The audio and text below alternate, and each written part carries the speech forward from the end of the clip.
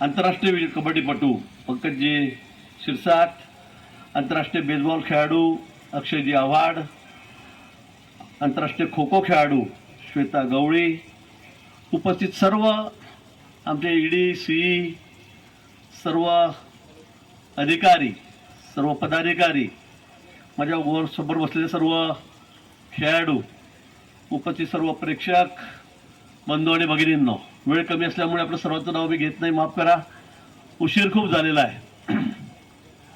अतिशय सुंदर असं आयोजन. मला वाटतं 5 वर्षे 5व्यांदा आपण ही स्पर्धा भरतोय कपूर साहेब, पण इतकं सुंदर आयोजन मला वाटतं आपण पहिल्यांदा बघतोय. डोळ्याची पारणं फिटावी असं लेझिम पथक आपण या ठिकाणी बघितलं. खरं म्हणजे तुम्ही बघतात, शिवजयंती आली, गणपती आल्या, नवरात्र असेल, बाबासाहेब आंबेडकर त्याची जयंती असेल, प्रत्येक ठिकाणी मी लेझिम खेळत असतो आणि टी व्हीवर दिसत असतो प्रत्येक ठिकाणी. मला ते लेझिम पथक बघून असं वाटत होतं की मी त्या ठिकाणी जावं. इतकं सुंदर लेझिम पथक आपण या ठिकाणी बसवलेलं आहे आणि म्हणून मनापासून आपल्याला खरं आभारही मानतो, अभिनंदनही करतो. ढोल पथक आपलं अतिशय आपल्या शाळेचंच होतं, आपल्या संस्थेचं.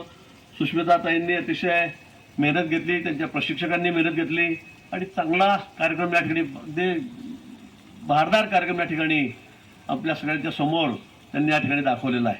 मला माहिती आहे उशीर खूप झालेला आहे, मी आपला जास्त वेळ घेणार नाही. मी 6वी 7वीत असल्यापासून मी खो खोचा खेळाडू होतो, मी कबड्डी खेळायचो, नंतर मी व्हॉलीबॉलचा कॅप्टन होतो महाराष्ट्राच्या टीमला. कबड्डी साहेब मी पुणे युनिव्हर्सिटीचा चांगला खेळतो, महाराष्ट्राच्या टीममध्ये मी खेळायचो कॉलेजला असताना. मी चांगला जलतरणपटू होतो, मी ऑलराऊंडर होतो.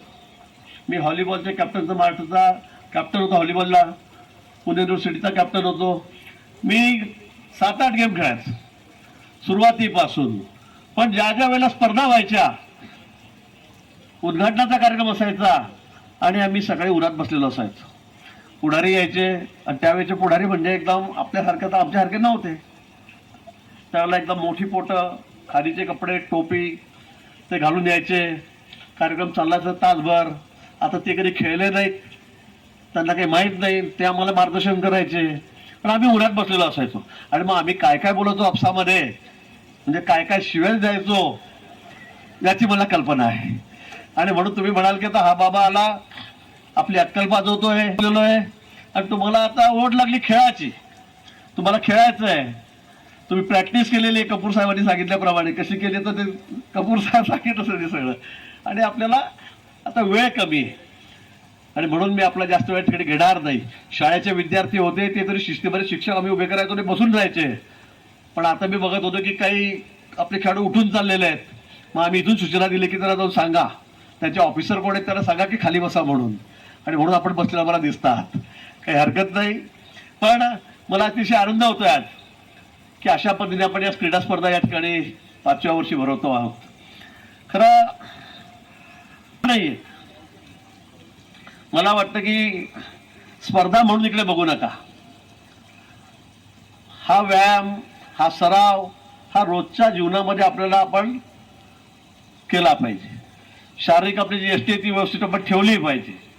माझ्या बाबतीतच मी सांगेल की मी आता 8व्यांदा म्हणजे 7 वेळा मी आमदार झालो. आधी मी माझ्या गावचा नगराध्यक्ष होतो, म्हणजे 40 वर्ष झाले मी सतत निवडून येतोय. 40 वर्ष झाले. मी सुरुवातीपासून खेळाडू आहे.